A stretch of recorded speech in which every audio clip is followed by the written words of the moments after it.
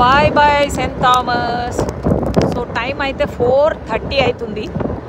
మొత్తం ఒకటే విండ్, ఏమంటారు, ఫ్లడ్ అడ్వైజరీ వచ్చింది. అక్కడ ఒక వరల్డ్ ఫేమస్ బీచ్ ఒకటి ఉందంటే పోయినాము, కానీ ఎవ్వరు లేరు, అన్నీ క్లోజు.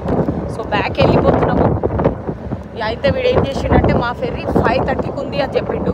మీది 5:30 ఉంది, మీరు 5:30కి వెళ్ళాలి, దీంట్లో రావాలంటే ఇంకో $50 కట్టాలి అన్నారు. మేము టూ అండ్ ఫ్రోకి 65 కట్టేసినాం అప్పుడే.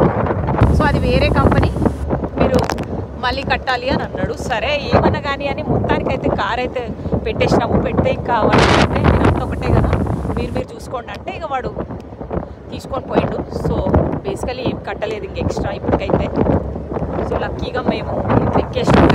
సో 4కి ఎక్కితే వాడు ఆల్మోస్ట్ 350కి ఎక్కితే 4:15కి అట్లా బయలుదేరిండు సెయింట్ జాన్స్ నుంచి. ఇక్కడ ఏమి లేవు, అన్ని క్లోజ్. ఒక కాఫీ తాగుదామన్నా దొరకట్లేదు ఇక్కడ.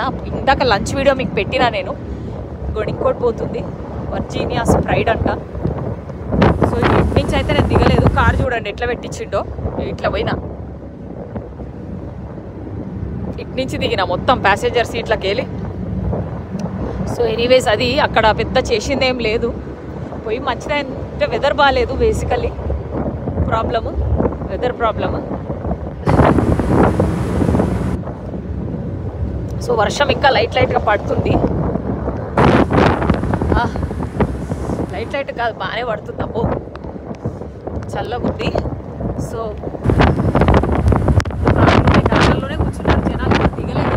కూర్చోడానికి ఏం లేదు ఇక్కడ. బేసికలీ గాలి కూడా విపరీతంగా వస్తుంది. సో ఆ బీచ్ దగ్గరికి వెళ్ళి మేము ఫోటోలు తీసేసుకొని, నేనైతే వీడియోలు తీసిన అట్లనే వర్షంలోనే తీసుకొని అయితే వచ్చేసినాము.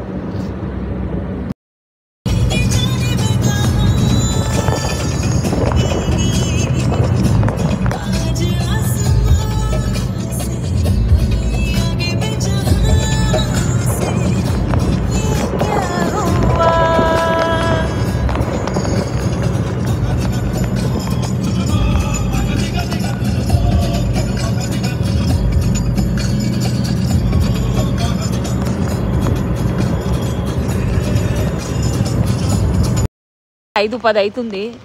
ఇండియన్ రెస్టారెంట్ ఉందని 20 నిమిషాల నుంచి డ్రైవ్ చేసుకుంటా వచ్చిర్రు మా వాళ్ళు. ఇండియన్ రెస్టారెంటే కావాలని చెప్పి ఇందాకనే ఫుల్ తిన్నామాడ. బట్ వాళ్ళకి ఎందుకో మరి ఇండియన్ రెస్టారెంట్ మిస్ అవుతుర్రు చాలా. వచ్చిర్రు కానీ చూస్తే ఏమీ లేదు, ఇక్కడ చూస్తే ఏమీ లేదు. ఇక్కడ ఏంటంటే నాకు పిజ్జా హట్ కనిపించింది, వెండీస్ కనిపించింది, మెక్డీ కనిపించింది, KFC కనిపించింది. కానీ పెద్ద యుఎస్లో ఉన్న చైన్ నాకు ఏదో వేరే కంట్రీకి వచ్చినట్టే ఫీల్ ఉంది. ఆ అవతల ముందు గల్లీ అయితే నాకు ఇటలీలో చూసిన ఫీల్ ఉంది. ఇటలీలో ఏంటంటే బండరా